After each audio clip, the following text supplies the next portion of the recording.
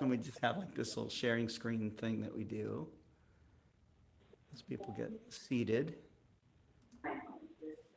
But our mics are still hot, so, which is just fine. Makes it more entertaining. Yeah, that's right.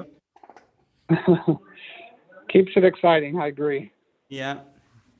So normally we would have a different show on today. We normally would have uh, Dr. Daniel Barth on, and Daniel does a program called How Do You Know? But a dentist got after him today and he can't talk. So, so that makes it hard to have a program, you know? So We could ask him questions and he could just nod. you can just nod. That's right. Was that right, Dr. Barth? Yes. Yeah. I mean, just, I think he can grunt. I think he can still do that. We already have some people logging on. We got Richard Grace on and Book Davies and Mike Wiesner. I don't know if you guys remember Mike Wiesner from his mighty ETX day. I had an ETX 90 first generation. I bought it in 1998. I used Mike Wiesner's website all the time. Yeah, that's right.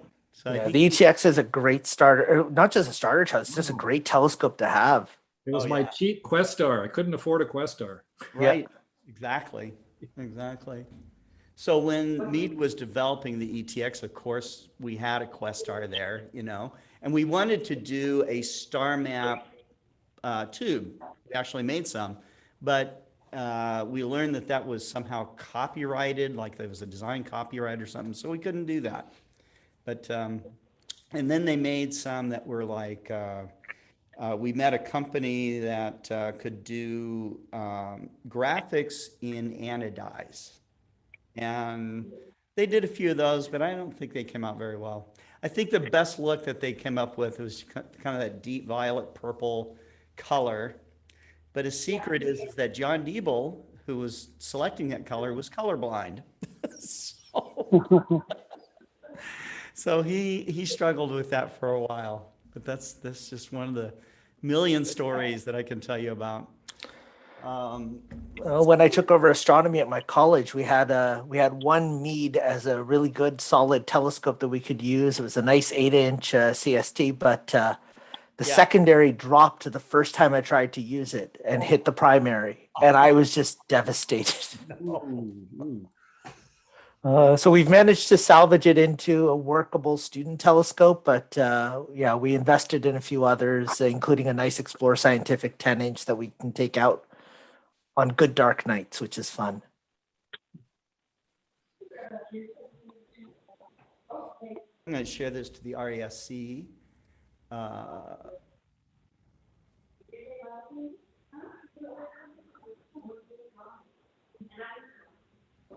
Now, does the Montreal group have its own Facebook group? We do. We have a Facebook page and a Facebook group, so public side as well as a member side. Mm-hmm. I can see the Calgary one, and I'll have to join your other group. Definitely. If you put in a request, I'll approve it right away. We're not approving Scott. Yeah, believe it or not, I actually grew up in Edmonton, so I know a little bit about the Canadian group, but it's been a long, long time. So. Yeah. Edmonton's actually in the process. Edmonton and Calgary both have some nice observatories there for their members to use and for public events, which is a lot of fun. Wow. I love the graphics. Oh, it's just like going to movies. Yeah. Oh, yeah. Coming from, there you go. It's just like going to the movies. That's right. Whatever that was. I can't remember. Hello, everybody. We had nothing but graphics before, but now I see Scott pumping in once in a while. That's right. This is Scott Roberts, and right now I'm joined with Kareem Jaffer and Russell Freilich from the Montreal Center of the Royal Astronomical Society of Canada. And we also have with us Doug Berger. Doug Berger is the man who started Astronomy Day back in 1973. And so the Astronomy Day has become now it's called the International Day of Astronomy, or International Astronomy Day, and it has become a worldwide movement. There are untold numbers of planetariums, astronomy clubs, amateur astronomers, outreach people that have celebrated Astronomy Day all over the world. And so what Doug started, I don't know if he had visions of this thing becoming a worldwide movement, but it is indeed a worldwide movement, and has exposed so many people to the wonders of the night sky and all the pluses and the good things about astronomy. So I think we'll start off with Kareem and Russell, just to kind of talk a little bit about their plans for being the special guest hosts of the 45th Global Star Party in celebration of Astronomy Day. So we are really excited to be part of this event and to co-host it and to showcase a little bit of what we do here in the Montreal Center, as well as what some of our friends are doing all over the world. And we've been starting to really embrace the international aspect of International Astronomy Day. A couple of years ago, we did a fantastic event with our local planetarium, our student groups, including students who'd done stages at observatories and programs in aerospace and in space sciences all over the world. And we got to showcase that to the Montreal public. Mm-hmm. And in partnering with the Explorer Alliance, we're really excited to kind of be able to reach a whole new audience, to reach the global audience and share a little bit of what we do here at the Montreal Center. So we've organized the evening in kind of 3 separate parts. So we're going to talk about our stories as amateur astronomers, professional astronomers, astrophotographers, and education and outreach specialists. So we're going to have members, students, youth members, as well as some of the outreach people that we work with, talk to you a little bit and share with everyone our favorite little memories or our favorite thing to talk about when it comes to something to share with the general public or even with our family, our friends, and our members. So we're going to start with observing stories. We're going to do some outreach stories, and we're going to share our astrophotography imaging stories. And Russell's he's a relatively new member of our club, but he's actually embraced this imaging part, taken it to heart and just run with it. So I'll pass it over to Russell to talk a little bit about just what we're hoping to share with you in terms of these experiences. Yeah, sure. Thanks, Kareem. Yep, as Kareem said, actually, I'm a relatively new member. I used to do astronomy a long time ago with the ETX and stuff, but I came back. Of course, it was triggered by the pandemic, what to do in the backyard. We can't travel anywhere, so I got lucky. It's a lot of fun, and I really learned to like the camaraderie and the energy and the buzz of the Montreal Center group. We're not like thousands of people. I guess we're 100 or 200 active members, but when I say active members are quite active, we actually have a group clubhouse meeting twice a week, and it's always very well attended. So it's amazing, and we have lots of the only astronomy club I know that meets that often, so it's very cool. And sometimes it feels like it's not enough because we'll meet on a Wednesday, people will be talking about, oh, I did this, and by Saturday it's like, oh, did you see what happened last Thursday night? We haven't talked about it yet. And then it's like, it's very exciting. So I really, really like that. And we're really hoping to be able to share that, the energy that we witness every week. And we hope to translate with the stories that we're going to be talking about. As Kareem said, it's observing and some of the education outreach and some imaging as well. So we have people who've been imaging for a couple of decades. We've got people like me who've been doing it for many months. Many months.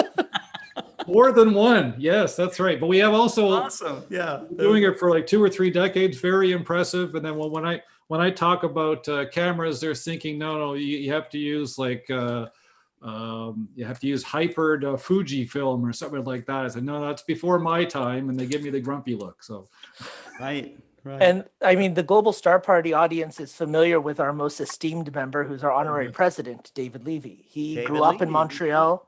He helped really kind of make this club what it is now, and he's still, whenever he's in Montreal, and these days it's twice a week we get to chat with him, which is just amazing. Right. Oh, okay. All right. So I should have known. So, David, if you're watching, not sure if you are, but We're really excited about doing this weekend, and as I know you are.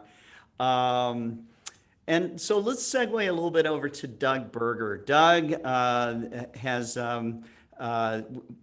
we ran into each other at least once at the Riverside Telescope Makers Conference. He helped me kind of remember, him and all the rest of it. But I'll be honest, for a few years, I've wanted to get in touch with Doug Berger, okay, because he's the guy that started Astronomy Day, and Astronomy Day is like Christmas for astronomers. I mean, and it has probably been celebrated by millions of people around the globe. And so not only did Doug start this, but he's also a comet discoverer. Doug, can you just kind of give us a little bit of background about yourself and some of the ideas that you had in starting Astronomy Day? Well, I'm basically an amateur astronomer. I've been building telescopes since the early 70s. And Astronomy Day was pretty much a takeoff from the group called the San Francisco Sidewalk Astronomers, which I'm sure pretty much everybody has heard about. Sure. And it started back in 73 locally with a group called the Astronomical Association of Northern California. And that was a group I was the president of at the time. And so the very first Astronomy Day was that particular group setting up telescopes around the San Francisco Bay Area and Northern California. Wow. And it pretty much grew from there. All right. So,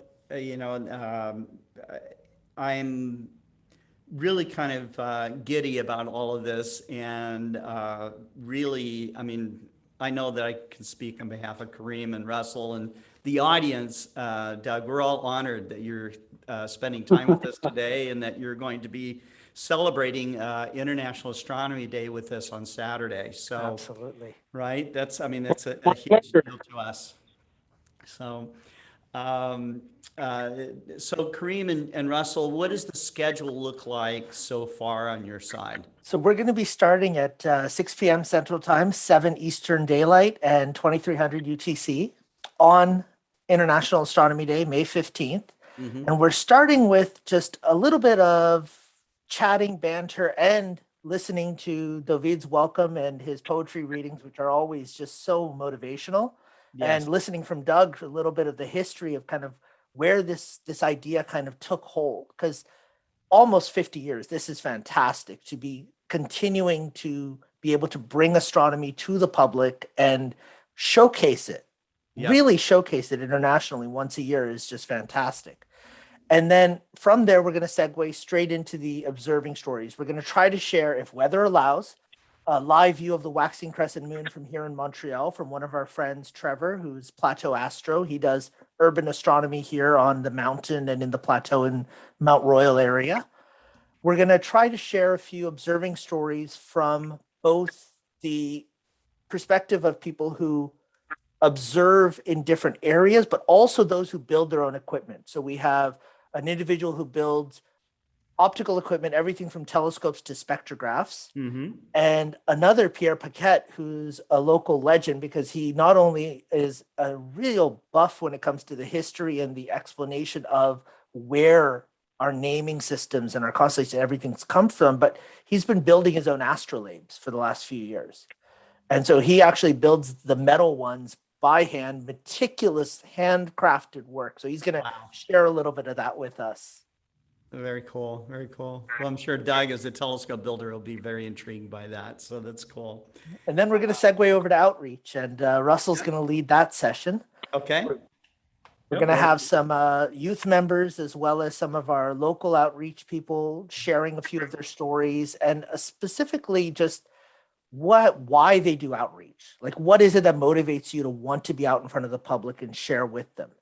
And then to end the evening, we're really hoping to be able to showcase some really good astrophotography. So we have Quatran, who does urban astrophotography using fairly simple equipment that he really just manipulates and really works. I call him MacGyver because the solutions he comes up with are just amazing. And we have Mark Ricard, who's been doing astrophotography for decades and just does amazing work on globular clusters and nebulae. And Ben Wonderful. Chu Tang, who does both urban astronomy and uses remote telescopes. And then we also have with us a couple of international people. Yeah. Sorry, Russell, go ahead. No, it's okay. And Ben also has his YouTube channel, which is quite popular, Ben's Astrophotography. So Exactly. Wonderful. yeah, he's got his That's great. lady stuff. And then, as you said, we've got our two international ones. Pete Williamson from the UK, who's going to share with us a little bit of remote astronomy that he does with the SLU Observatory. And he actually processes NASA probe images. So he's been putting up Perseverance images as they come in and processing them and just really bringing Mars to life. And then we have Enrique Gomez, who does sonification. And Scott, I don't know if you're familiar with sonification, but I'm just in awe of this idea. It's just, it captures my imagination. Tell us more. It's bringing astronomy into music. So it's taking the actual, the photometry, the light that you see and turning it into digital sound. He does that with variable stars. But I've had, on one of our programs, we had Fiorella Terenzi on, and she is a astrophysicist. She recorded sounds of radio telescope frequencies and from these emissions from galaxies and stuff, and turned that into pop music. And so yeah, it was she did stuff with Thomas Dolby and all the rest of it, and she came on our program and danced and talked about stuff and played some old videos and stuff. It was pretty amazing, So one of our directors here in our center, David Schumann, he's going to be giving a talk on shuttle launches and rocket launches because he's seen so many of them. Yeah. But a couple of years ago, for 2017, they did a trip down to see the total eclipse, and they made a documentary out of it. And one of my students took sounds from the galaxy, from Jupiter, from the sun, and created a soundtrack for their documentary. And so it really got me engaged in this idea of communicating science through art. And it's something that we've embraced as a center. We've been doing some work with the SETI program for residence artists as well, with Bettina Forget, who's the director there. Fantastic. That's fantastic. That's great. Well, so it should be just an amazing day. And, we've got some people here watching us right now that on occasion will join us. I hope they join us on Saturday. We will be starting about an hour earlier than we normally, actually 2 hours earlier than we normally do. We usually start at 8 p.m. Central. We will be starting at 6 p.m. Central on this particular program. But it's to kind of adjust for all their activities going on in the Eastern Standard Time, or Daylight Time, I guess is what it is right now. Yeah, we still believe in that. Yeah, so, we will, of course, we'll be highlighting Doug Berger along with our lineup of speakers. I believe Dave Eicher from Astronomy Magazine will be joining us. There may be a couple of more surprises. We'll see as we go along here, but Astronomy Day is a very special time, and we really want us to put our best foot forward in doing outreach for, during this time of the pandemic. I know that for our people in Canada, that they are really, very restricted still on what they can and can't do. We still have a curfew. Some provinces are still in lockdown. Yeah, and it's a real lockdown. It's in the United States, I think we had things that we were calling lockdown, but not really, so we were still able to get out and go about. And I think that, your curfew is pretty strict, so, right? So, Yes. but anyways, but we're not going to let that get us down. It's still Astronomy Day. We're still astronomers, and we got Doug Berger in the house too, so it's going to be awesome. And David Levy will be there. All the people that you love and know will be on this program. And I am so honored that the Royal Astronomical Society, the Montreal chapter, wanted to do this. So, and Scott, one of the things we really love about the Global Star Party is that the chat is so dynamic, and there's so Yeah. many wonderful comments and questions in the chat and the after party. Oh, Right. so much fun to just get people to come in and talk to us about, share their stories. Sure, that's right. That's right. And so we'll be including the after party link like we always do. Some people, I guess, might be a little nervous about coming on, but you know what? We're all just friends and amateur astronomers doing our thing. So come on in and share your passion with us. Share some stories. If you've got your first image, I mean, we've had people show very blurry, not great astrophotos, but it was their first image, and that's very, very important, to get that out there and to share that because it helps you get to the next level real quick. So, yeah. But is there anything else that you guys would like to share before we call it quits? It's going to be a lot of fun, so don't miss it. It is. Yes. Don't I miss think it. the only And thing I'd like to share is to get people to encourage them to go out and set up their telescopes on Astronomy Day. That's It's right. coming, and if that means finding a street corner in your neighborhood or finding a shopping mall where it's a little bit dark, get your neighbors with telescopes or your friends with telescopes, get out there and use them. exactly. I Sidewalk astronomy. It's Yep, I agree. That's something that we can't Exactly what it is. we cannot do that here in Montreal, because if we're caught outside, it's a $1,500 fine, and the Yikes. cops are everywhere. So in order to compensate for our lack of ability, please go out and do that. Yeah. Yeah. And then come and tell us what Or you at saw. least- What's it like? Please come here online with us and celebrate it and share it. You can share and subscribe depending on what channel you're on. We'll be on the YouTube channels. We'll be on the RASC's Montreal chapters channel as well, our channels. So please, do what you can to share the excitement and to join in. We have the astrophotographers that might join us. Hopefully they get some clear skies and can share live views through their telescopes. That's always fun. Exactly. And, I failed to mention the Astronomical League will also be joining us, so they'll be hosting door prizes. Wow. And we have already been contacted by at least one astronomy dealer that wants to donate a door prize as well. So if we have more of them out there that'd like to do that, that just makes it more fun. So Cool. Sounds good. Absolutely. Yep, There's so- something for everyone on Saturday night. Yep. that's right. And I can show you my least expensive astronomy gear ever. It's free. It's a stick I use to scare off the raccoons in the backyard.